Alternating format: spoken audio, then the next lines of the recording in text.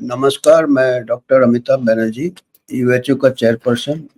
Q वाइव हमारे media support है और इनके प्लेटफॉर्म से हम आपको हेल्थ मैसेजेस देते हैं। और आज बहुत दिलचस्प एक ये है आपके सामने हम ला रहे हैं, जो कि बीमारी का पता चलेगा। आप शौचालय जाते हैं, टॉयलेट जाते हैं, तो उसमें आर्टिफिशियल इंटेलिजेंस के गैजेट्स रहेंगे। आपका पूरा बॉडी का इमेजिंग वगैरह, यहाँ तक कि आपका जो मल है उसका भी जांच कर लेगा। आर्टिफिशियल इंटेलिजेंस उसका पैटर्न देख के बीमारी के बहुत शुरू में बीमारी के लक्षण होने के पहले ही पकड़ने का इनका ये है, वादा है। जो कि ऐसे टॉयलेट्स आ जाएंगे या ऐसे आपके आप पेशाब करेंगे तो पेशाब के धार से या पेशाब के कभी एनालिसिस आर्टिफिशियल इंटेलिजेंस कर लेगा। आपके मल के पूरे किस टाइप का मल है, उससे कोई अगर बीमारी है आपके शुरू में जब लक्षण नहीं है, तो ये उम्मीद है कि कोई जैसे सीरियस बीमारी जैसे आपको कैंसर वगैरह है आंत का या कुछ, तो आपके मल से पता कर लेगा। इसके अलावा और भी जो आजकल रिसर्च है, माइक्रोबायोम का बहुत रिसर्च हो रहा है। आपका गट फ्लोरा क्या है, तो वो माइक्रोब यहाँ तक कि वो उसका भी ये कर सकता है, जांच कर सकता है। माइक्रोबायोम कैसा है आपका, हेल्दी माइक्रोबायोम। पूप पूप मल को कहते हैं चलित भाषा में, तो पॉपुलर साइंस की जगह पूपुलर साइंस ऐसा एक टाइम्स ऑफ इंडिया में आया है।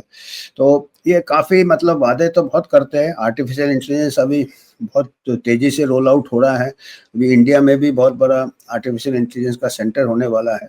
तो ये तो सुनने में साइंस फिक्शन लगता है और ऐसे में थियोरेटिकली बहुत अच्छा लगता है कि हमको बीमारी बहुत जल्दी हमको पकड़ में आ जाएगा।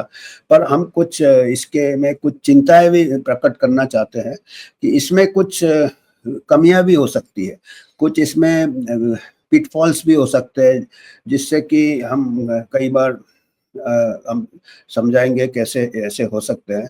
तो इसका ऐसा है कि ये पहले इन्होंने क्या क्या वादे किए हैं मैं बताता हूँ, फिर एक एक करके हम उसका बात कर सकते हैं। तो ये कहते हैं कि टॉयलेट में आपका डेटा ऑटोमेटिकली आपका आप अपना शौचालय में जाएंगे, आप बैठेंगे, आप अपना पेशाब निकालेंगे या मल निकालेंगे, तो उसका जो भी डेटा है, जो भी आर्टिफिशियल इंटेलिजेंस है, वो आपका स्मार्टफोन में अपलोड हो जाएगा और आपका एक डेली रिकॉर्ड रहेगा आपको कैसा। और ऊपर से दिन प्रतिदिन आपका एक रिकॉर्ड से कैलेंडर रहेगा और आपको वो टिप भी दे देगा स्मार्टफोन में कि आप अपना डाइट चेंज कीजिए, आपका डाइट अनहेल्दी है। तो ये सब तो अच्छी बात है कि आपका फिर बारकोड स्कैनर, जैसे बारकोड आप स्कैन करते हैं, आपका मल या पेशाब में वो पूरा स्कैन करके आपका इन्फॉर्मेशन, तो वो एलईडी लाइट से भी वो आपका शेप और ये वो निकाल के ये, तो ये काफ़ी अच्छा दिखता है। तो ये फिर इसके अलावा ये जापान का टोटो टॉयलेट्स, ये इन्वेंशन जापान से स्टार्ट हुआ है। उसमें उसके heated seats, electronic bidets, music system, ये सब तो पहले थे। अभी इसमें एक सेंसर्स भी डाल दिए हैं। तो बारकोड जैसे ये जैसे मैंने बताया, और इसमें बहुत डेटा है, फ्लश विद डेटा। तो ये डेटा गट स्कैन भी हो जाएगा, आपका गट में माइक्रोबायोम स्कैन कितना है। यूनिवर्सिटी है first ever detail gut bacteria, क्योंकि आजकल इसके ऊपर काफ़ी नज़र है कि गट बैक्टीरिया से आपका ओवरऑल हेल्थ बहुत अच्छा रहता है, बुरा या अच्छा दोनों इफेक्ट करता है, even right up to your mood and ये ब्रेन। एक दूसरा ब्रेन कहते हैं गट में भी, हम कहते हैं हमारा सेकंड ब्रेन गट में है, आंत में है। बैक्टीरिया फंक्शन कैंसर वगैरह भी ये करता है, जो माइक्रोबायोम रहता है वो अफेक्ट करता है। और यहाँ तक कि हमारा ओबेसिटी वगैरह कई चीज़ें कहते हैं, अभी रिसर्च अभी चल रहा है। तो ये हमारे तो अच्छा बात है, पर इसमें कुछ चिंताएं हमारी ऐसा है कि ये एक तो हमारे यहाँ एक तरफ ऐसे गरीब लोग हैं जिनके पास की टॉयलेट भी नहीं है। पिक्चर ही भी बन चुकी है इसके ऊपर, टॉयलेट एक प्रेम कहानी, ऐसा कुछ था क्या सर, टॉयलेट। हाँ, तो ये और इधर क्या है कि जिनके पास काफ़ी कुछ ये है, उनके पास इतने कॉस्टली गैजेट्स रहेंगे, टॉयलेट्स रहेंगे। और इसमें क्या होगा कि अच्छी बात है अगर जो लाइफस्टाइल आपका डाइट के ऊपर आपको वार्निंग देता है, तो अच्छी बात है अगर आप डाइट चेंज कर सकते हैं कि नहीं। दूसरा इसमें हमको एक फ़िक्र है कि कहीं जो आर्टिफ़िशियल इंटेलिजेंस होते हैं, उसका जो एक्यूरेसी रहता है, वो डेटा के ऊपर रहता है कि कैसे डेटा में ट्रेन किया हुआ है। अगर वो गैजेट ला रहे हैं आर्टिफ़िशियल इंटेलिजेंस, अगर कहीं दूसरे कंट्री से ला रहे हैं और उसका डेटा इस्तेमाल कर रहे हैं, तो काफ़ी वेरिएशन रहता है। अलग-अलग देखिए, हमारा जो डाइट रहता है, हमारा जो मल रहता है, पेशाब रहता है, हमारा अलग-अलग डाइट, अलग-अलग कल्चर रहता है, तो अलग-अलग पैटर्न्स में जो अगर आर्टिफिशियल इंटेलिजेंस कहीं दूसरे डाइट में ट्रेन किया है, तो हमारे यहाँ पे कई बार गलत रिपोर्ट दे सकता है। ऐसे आर्टिफिशियल इंटेलिजेंस का ऐसे जहाँ-जहाँ इन्होंने नाप-तोल किया है, तो कई बार ऐसे पता चला है कि कई बार वो फ़ॉल्स पॉज़िटिव या फ़ॉल्स में नेगेटिव भी दे सकता है। तो हमको ब्लाइंडली नहीं अप्लाई करना चाहिए, दूसरा कहीं से आया है। हमको अपने यहाँ पे पहले शोध करना चाहिए। बेशक आप लाइए, आप उसको शोध कीजिए और उसको वैलिडेट कीजिए, तब यूज़ कीजिए। और उसको डायरेक्टली एक और फ़िक्र क्या है कि लोग काफ़ी न्यूरोटिक हो जाते हैं। बीमारी नहीं रहने से भी बीमारी के बारे में सोचने लगते हैं। और अगर ये हमेशा ये एक साइकोलॉजिकल ये भी हो जाता है।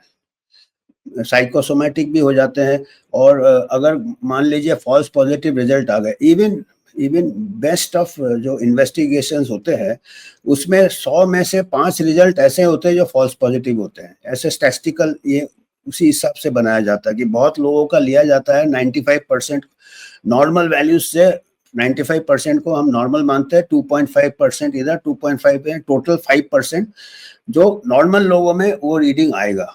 तो अगर 100 लोगों के यहाँ आपने ये लगाया है, शौचालय लगाया है जो कि आर्टिफिशियल इंटेलिजेंस है, तो 5 लोगों का ऐसा आएगा जिनको कोई बीमारी नहीं रहेगा और फॉल्स ये। और उसमें क्या है, वो फिर से टेस्ट कराएँगे और खर्चा आएगा, फिर कई बार गलत ऑपरेशन हो जाएँगे, कई बार ये एक ये है। दूसरा बात है, कैंसर में थोड़ा प्रॉब्लम होता है अर्ली स्टेज डायग्नोसिस में, क्योंकि हमारे बॉडी में रोज कैंसर सेल बनते हैं, पर हमारा नॉर्मल जो इम्यून सिस्टम है अर्ली स्टेज में वो क्लियर कर लेता है, तो वो कैंसर प्रोग्रेस नहीं होता है। तो हमको ये है फिगर कि अगर आर्टिफिशियल इंटेलिजेंस बहुत सेंसिटिव होगा तो वो नॉर्मल वो वाला स्टेज, ट्रांजिशन स्टेज में भी पकड़ के कहीं फॉल्स, तो ये हमारा फिक्र है। मतलब ये सब दिमाग में रखना चाहिए, क्योंकि ये एक फिर कमर्शियल अगर मार्केट फोर्सेज आ जाएंगे तो वो फिर ये बहुत पॉपुलर हो जाएगा और ये हर घर में लगा देंगे, क्योंकि जिनके पास पैसा है, अभी हमारा बहुत फास्ट ग्रोइंग इकोनॉमी है और लोग बड़े आजकल हेल्थ के लिए और उसमें क्या है कि मार्केट अच्छा हो जाएगा और उसके बाद अगर फॉल्स पॉजिटिव में भी और मार्केट हो जाएगा कि और 10 टेस्ट कराएंगे और डॉक्टर विजिट हो जाएंगे, तो ये हमारे जो हेल्थ रिसोर्सेज भी डाइवर्ट हो जाएंगे। मतलब हम स्क्रीनिंग, एक प्रकार से ये स्क्रीनिंग टूल है कि हम उतना ही डिजीज डिटेक्ट करें जहाँ पे हमारे ट्रीटमेंट फैसिलिटीज है। हमारे यहाँ जो हमारे जैसा कंट्री एक है जिसमें कि कई लोगों के पास आज भी टॉयलेट नहीं है, ओवर क्राउडेड है, ये है। और यहाँ पे हम लग्जरी टॉयलेट के आगे हम अस्पताल ही बना रहे हैं एक शौचालय में, तो उसमें क्या है कि इट इज डिजीज की तरफ ज़्यादा दे रहे हैं और कॉस्टली। और उसमें काफ़ी सबको है, डॉक्टर्स, कॉर्पोरेट हॉस्पिटल, सब उनके नेटवर्क्स बन जाएंगे इन सब शौचालयों के साथ। पूरा फिर डेटा, आपका डेटा भी शेयर हो जाएगा।